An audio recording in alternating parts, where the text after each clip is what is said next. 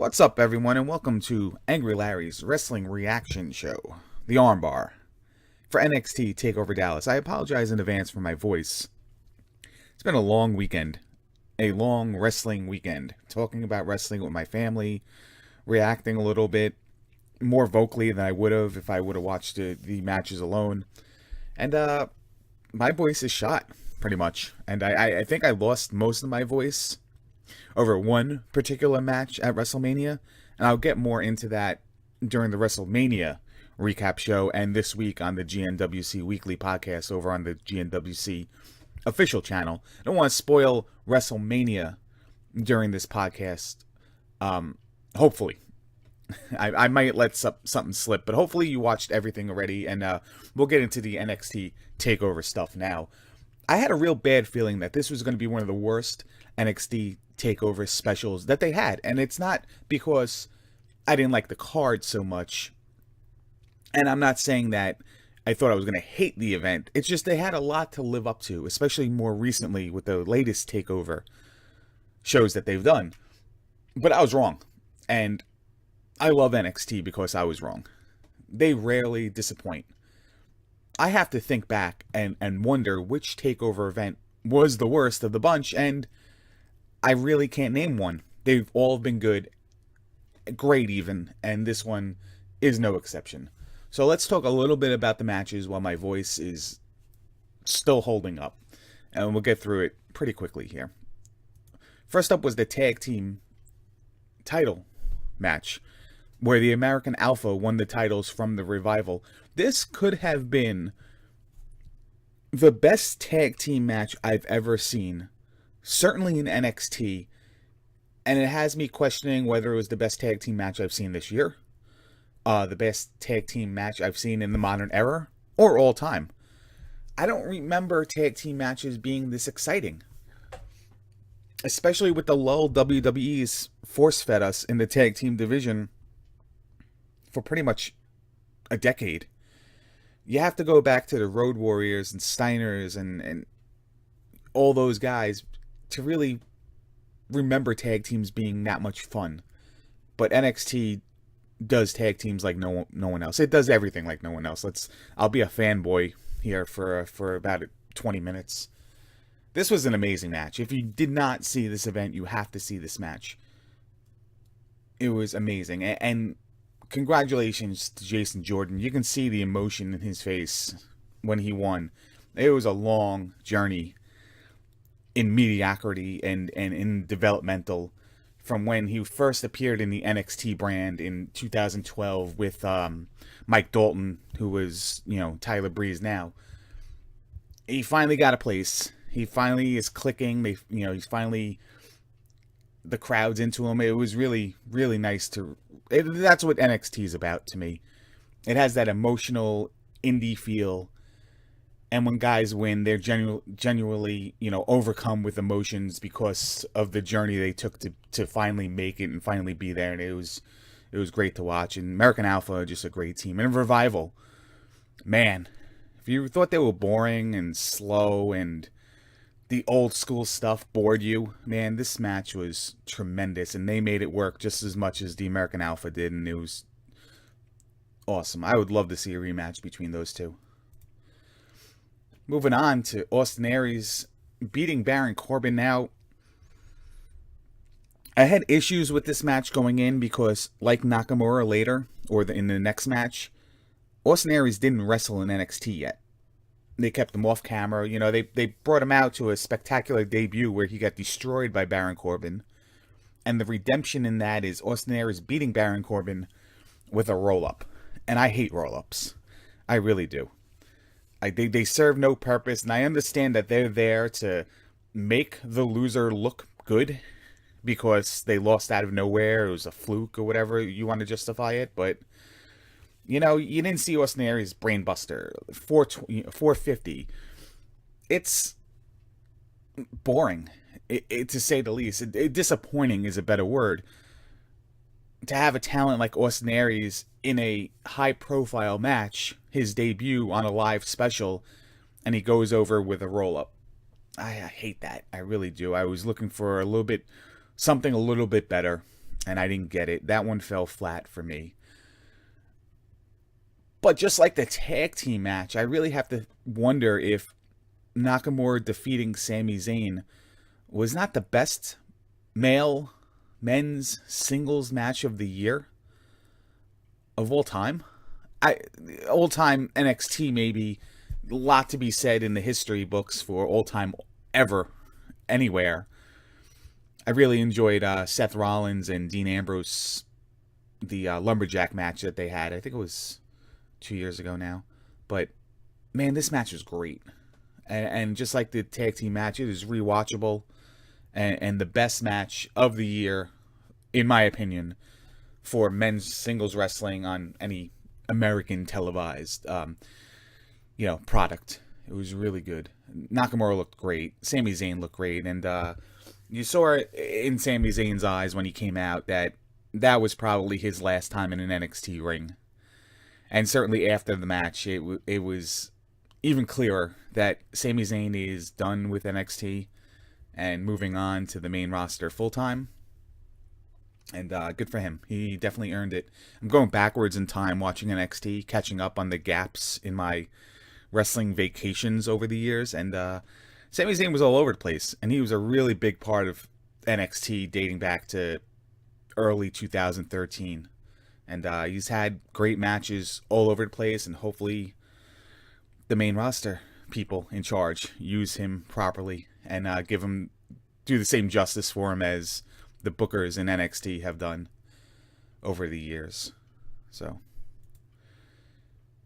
in a surprise to me, not based on talent, but based on projected storyline, Asuka defeated Bayley for the women's title, and I do not think Bayley really amounted that much of offense. I mean, she had offense, but Asuka really took it to her and was put in a position to take it to her. And Bayley didn't tap out. She passed out, which protects the champion, all that good stuff. Better than a roll-up, in my opinion. But Asuka looked great. And I worry that there's no one else on the roster that could handle her. I know Athena probably could, and they probably wrestled in the past, and Shimmer, if I go back in the archives. But Athena hasn't made it on TV yet, and I'm questioning why at this point, because she's been there for a little while now. I don't think either Australian girl, or not Emma, but Peyton Royce and Billie Kay, I don't think they can match up with her. I'd love to see more Liv Morgan, but she's still young and new, and I'm not too sure she can match up with Asuka. It's scary.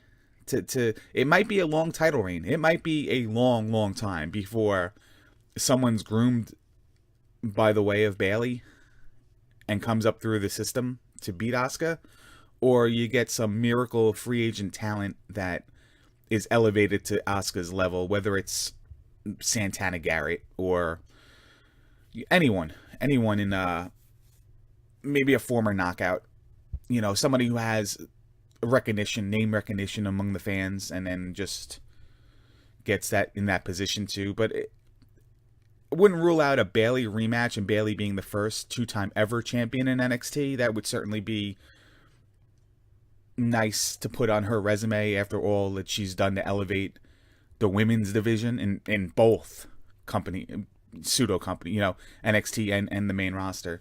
More on that a little bit later, though. Let's go to the main event. And Finn Balor defeated Samoa Joe and retained the title. And I don't have the little champion symbol under Finn Balor's name, but my apologies. Long weekend. This match was went a little astray from the start with a accidental headbutt that busted Samoa Joe wide open. Now, far be it from me to say that it was accidental, because I think it was. But how poor was it for the fans to boo every time Samoa Joe was getting medically treated, like it was a work, like it was part of the show, like it was something planned and the fans didn't like the direction it was going. That was classless and tasteless. They put on a hell of a show, even if they had to find ways to put in all their spots or rework the match or whatever they had to do because of the constant interruptions and treatment. It happens in boxing too, an accidental headbutt, and the guy has to get treated, and sometimes the contest is just thrown out because of it. So a lot of credit to the performers for working through that, especially Joe. And it added more realism to a big fight feel, to have someone bludgeoned like that and so bad he needs to be treated. You know, I could be worked. It could have been part of the show, but it was a headbutt, accidental, and I really think that, you know, because of that, these guys really pushed through the distraction and the interruptions and the flow of the match to really deliver as good of a match as they could have had, given the situation. And respect to both of those guys, and piss off fans who want to boo someone you love getting medically treated so there's no further, you know, to assess further damage in his career. Just poor taste. I expect better from an NXT crowd. So, with all said and done,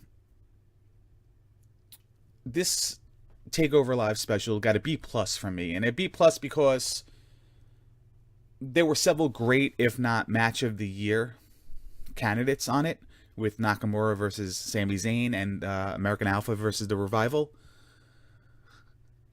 There were several surprise appearances, which I didn't even mention yet. Bobby Roode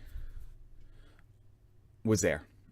You know, TNA Bobby Roode, guy who was employed up until 2 weeks ago in TNA, was at ringside. And they made a big deal of it with what is he doing here kind of question, and a little graphic too with his name on it. So that was very well done. And what about Ibushi from Japan?